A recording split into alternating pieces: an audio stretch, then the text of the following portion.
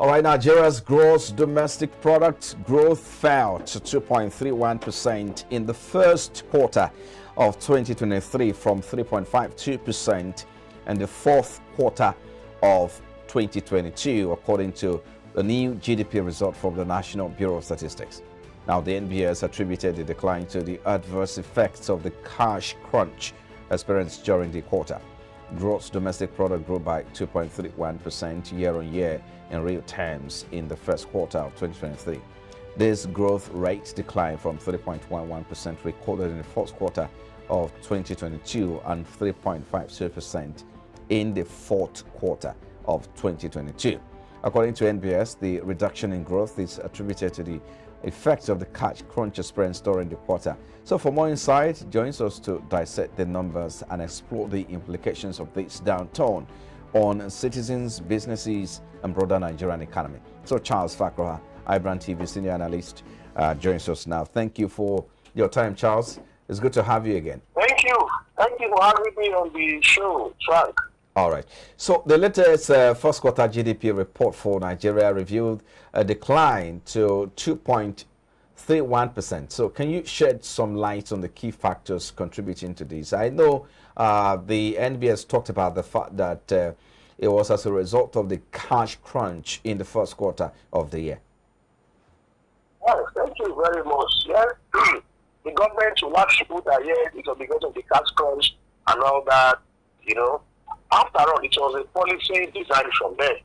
Okay, so there should not be any excuse.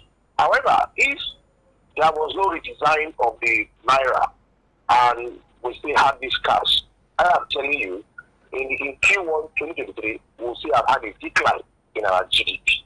But what is even this GDP for ordinary man to understand?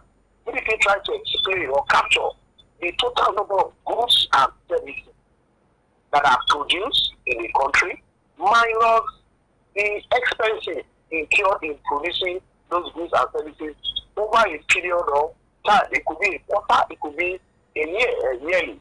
Okay? So, the living environment in first quarter 2023, we could see politics was around the corner, there were some level of insecurity, all these contributed to the GDP decline in Q1 2023. Not only the cash crunch, as the government data is trying to reveal. You could see that the year started with a lot of political crisis here and there. Of course, people were preparing for the general election, and we saw how politicians were carrying cash here and there. There was so much insecurity, everywhere, uncertainty, and of course, the fallout of the Naira redesign, the cash cost, added to this decline in the GDP. It affected manufacturers severely, that we had one of the lowest in terms of manufacturing output for Q1 2023. However, Nigerians were able to pull through, and then of course the effects were there. We saw a lot of SMEs that folded up because of some of these environmental issues being caused by the government themselves and of course by the prevailing macroeconomic situations. Okay, so the first quarter GDP report, caught many by surprise with the decline to 2.31%. And if you look at the trend, it has been declining. In the last 3 quarters, we've seen consistent decline from December last year from about 3.5%. It has declined to the first quarter, to 2.31% in the first quarter. So are there factors such as global economic trends or regional challenges that played a role in this performance?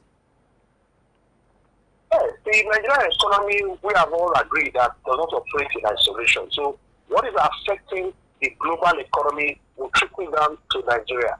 If you take our major products that we even sell to earn foreign exchange, which is crude oil, we don't determine the price of crude oil. So whatever the price of crude there, it will affect our revenue in Nigeria. But however, one would have said it is not just what has happened in the international community, but what we have done here domestically, and it's affecting and impacting us more compared to what has happened in the global market. Yes, we all agree that the the global economic uncertainty in Europe and of course in the US affected our own local economy because we depend solely on some of these markets for our own survival. So I have to say yes, there were some global factors which we cannot control that impacted on our economy in the first quarter of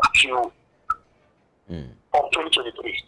Okay, let's look at the potential consequences for Nigeria, citizen businesses. So how might this impact employment, inflation, and other key economic indicators are there? Yes, we're already seeing the impact because once the GDP is down, it's an indication that it has already happened. With this Q1, we saw a lot of SMEs folding up because of the prevailing macroeconomic environment. And once these SMEs were folding up, of course, that increased unemployment, and of course, that will really increase the security challenges. So there is a lot of implication in terms of what has happened.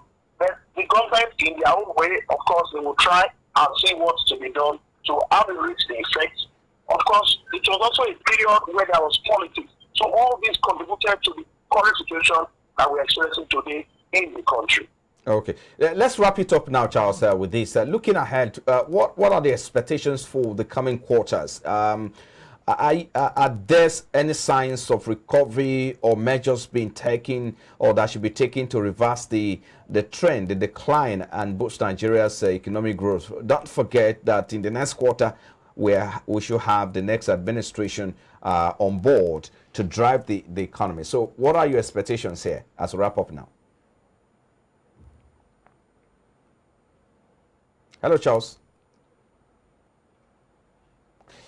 Oh my goodness. I guess we lost connection with Charles there. But Charles, I'm not sure Charles is still there.